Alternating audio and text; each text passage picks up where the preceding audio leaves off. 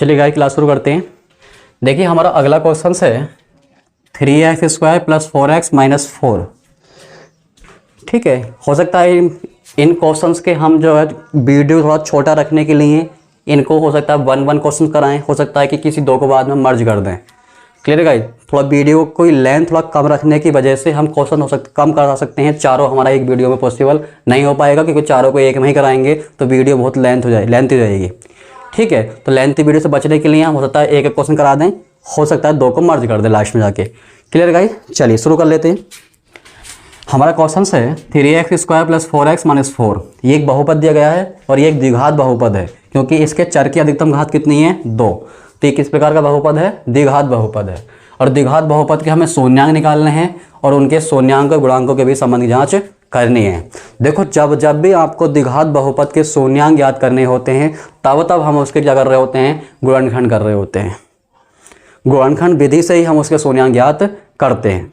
तो गुणनखंड का आना बहुत ही जरूरी है। और गुणनखंड इस चैप्टर में ही नहीं, आपका जो द्विघात समीकरण वाला चैप्टर है गुणनखंड की विधि वहाँ भी आती है। और इसके जो क्वेश्चंस हैं इसके लैंग्वेज वाले क्वेश्चंस आते हैं।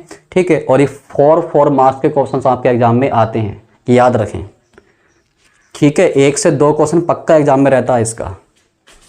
क्लियर गाइज, तो ये गुणनखंड विधि हमारी यहाँ तो लगी रही है द्विघात बहुपद में, साथ में हमारे द्विघात समीकरण में भी काम में आएगी। तो दोनों जगहों के लिए है ये चीज़, तो छोड़ तो सकते नहीं बिल्कुल भी। आइए गाइज, देखिए अब जो भी बहुपद आपको दिया गया है इस बहुपद को आप क्या करें, नाम दे दें इसे। मान लें अपनी तरफ से कि जो हमारा बहुपद है वो px है, 3x² + 4x - 4। यानी कि बहुपद x में दिया है तो चर क्या मान लिया हमने x। अगर ये y में दिया होता तो y लिखता, t में दिया होता तो यहाँ पे t लिखा जाता। क्लियर गाइस, अब इसके गुणनखंड कर देने। तो गुणनखंड कैसे करते हैं हम लोग? जो भी अचर संख्या होती है ये वाली, इसकी गुणा हम किससे करते हैं? स्क्वायर के गुणांक से इसकी गुणा की जाती है। 4 तिया 12। अब इस 12 को ऐसी दो संख्याओं में तोड़ेंगे जिसकी गुणा करने पे 12 आए और उन दोनों संख्याओं के जोड़ने या फिर घटाने पर x का गुणांक आना चाहिए। ठीक है, और केवल फोकस किस पे करें? संख्या पे। चिन्ह नहीं देखने आपको, चिन्ह में नहीं ले, देखो गुणा करते समय चिन्ह नहीं ले रहा हूँ, ना ही इसको 4 को लाते समय चिन्ह पर ध्यान दूंगा, चिन्ह नहीं देखना। चलिए, तो हमें 4 पे पहुँचना है तो 6 दूनी 12 और 6 में से 2 घटाएंगे तो 4। ठीक है, हमने 12 को दो संख्याओं पर तोड़ा, 6 पे और 2 पे, और इन दोनों संख्याओं को गुणा करने पे 12 आ रहा है और इसे घटाने पे 4 आ रहा है। या तो घटाने पे आएगा या फिर जोड़ने पे आएगा, ये दो ही बातें हैं। चलिए यहाँ से क्या हो गया आपका? 3x² ऐसे रहेगा प्लस ऐसे रहेगा। जहाँ पे 4 है 4 की वैल्यू कितनी डाल दो यहाँ से? 6 - 2। और 4 के गुणा पे x है तो 4 के मान के गुणा पे भी क्या आएगा? x आएगा -4। चलिए गाइस, 3x²। अब आप इसका ब्रैकेट हटाएंगे, ब्रैकेट जैसे हटाएंगे तो बाहर प्लस बैठा है और साथ में x बैठा है, तो दोनों गुणा करेंगे। प्लस की गुणा प्लस से करोगे प्लस आएगा, x गुणा 6 से करोगे 6x आएगा, प्लस की गुणा माइनस से करोगे माइनस, x गुणा 2 से 2x, -4 तो बाहर है ही है। Clear guys? ठीक है, अब इसकी संख्या को तोड़ लेते हैं कॉमन करने के लिए। तो इसको 3x² को लिखूंगा मैं 3 × x × x, और 6x को लिखूंगा 2 × 3 × x। इसको ऐसे लिख देंगे 2 × x, और 4 को लिखेंगे 2 × 2।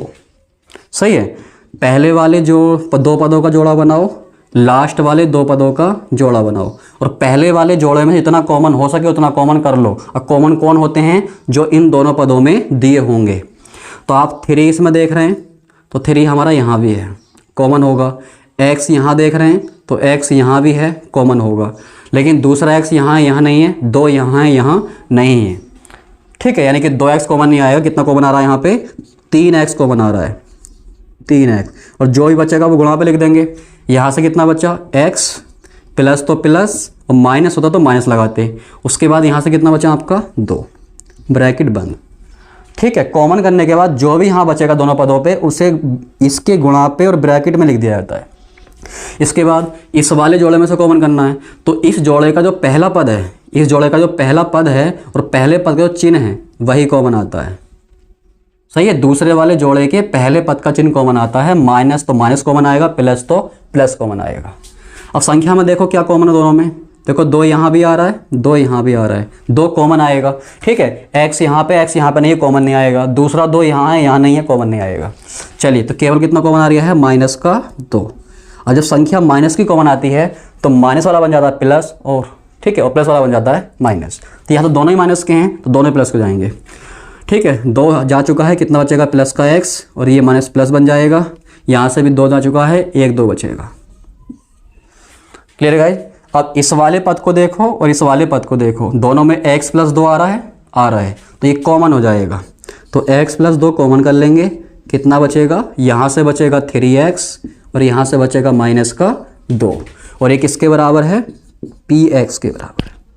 यानी कि आपके जो बहुपद दिया गया है उसके गुणनखंड आए x + 2 और दूसरा गुणनखंड आया 3x - 2। अब हमें इसके शून्यांक निकालने हैं। ठीक है, तो शून्यांक के लिए करते हैं हम लोग, जो भी बहुपद दिया जाता है उस बहुपद को शून्य के बराबर लगा देते हैं। तो यानी कि px बराबर 0। शून्य के बराबर क्यों लिखते हैं, क्योंकि शून्यांक क्या होते हैं, किसी बहुपद के चर के वो मान जिन्हें बहुपद में रखने पर बहुपद का मान 0 आ जाए। तो चर का मान रखने पर 0 आता है। हम क्या कर रहे हैं, पहले ही 0 कर रहे हैं फिर चर का मान आएगा। चर का मान रखने पर बहुपद का मान 0 आता है, हम पहले ही 0 कर दे रहे हैं फिर चर का मान निकालेंगे, मतलब काम उल्टा कर रहे हैं। Clear guys? मेरी बात आपको समझ में आ रही होगी। चलिए, और बहुपद के जो गुणनखंड है वो कितने हैं, इसकी जो वैल्यू है x + 2 गुणा पे 3x - 2 बराबर 0। एक बार ये 0 और एक बार ये 0, तो x + 2 बराबर 0, तो यहाँ से x की वैल्यू आएगी -2। ठीक है, दूसरा 3x - 2 बराबर 0, अब ये माइनस का उधर जाएगा तो प्लस का हो जाएगा, 3 गुणा में है सामने वाले के बटे में जाएगा। तो इस प्रकार से हमारे शून्यांक आए -2 और 2/3, ये इसके शून्यांक हैं। तो पहला आंसर तो हमारा ये आ गया, आप लास्ट में लिख सकते हैं, अतः दिए गए बहुपद के शून्यांक -2 और 2/3 हैं। चलिए गए, इसी बात हमारी खत्म होती है। अब आगे बढ़ते हैं। अब हम क्या करेंगे, दूसरी कहानी क्या है हमारी, शून्यांकों व गणांकों के बीच के संबंध की जांच, संबंध की सत्यता की जांच करनी है। संबंध तो है लेकिन उनकी सत्यता की जांच करनी है कि वह सत्य है। चलिए, तो हम करेंगे सत्यता की जांच। ठीक है, और किसकी सत्यता की जांच कर रहे हैं हम लोग, बहुपद के शून्यांक और गुणांकों के बीच जो संबंध है, वो जो संबंध है उस संबंध के वो संबंध सत्य है, ये जांच करनी है। ठीक है, असंबंध क्या है, तो पहला संबंध होता है शून्यांकों का योगफल। ठीक है, लेकिन उससे पहले थोड़ी सी बात, एक काम कर लेते हैं। जब भी हम जांच करते हैं, सत्यता की जांच की जाती है, तो वहाँ पे हमें क्या होता है, एक तो अल्फा बीटा चाहिए और दूसरा ए बी सी के मान चाहिए। ठीक है, तो अल्फा बीटा क्या होते हैं, अल्फा बीटा दिए गए द्विघात बहुपद के शून्यांक होते हैं। तो जो शून्यांक हमारा आया है, इसकी एक वैल्यू अल्फा की मान लो और एक वैल्यू बीटा की मान लो। किसी को भी अल्फा कह सकते हो, किसी को भी बीटा कह सकते हो। तो मैं पहले वालों को मैंने मान लिया कि अल्फा कितना है इसका 2 और बीटा कितना है 2/3। उसके बाद हमें चाहिए ए बी सी।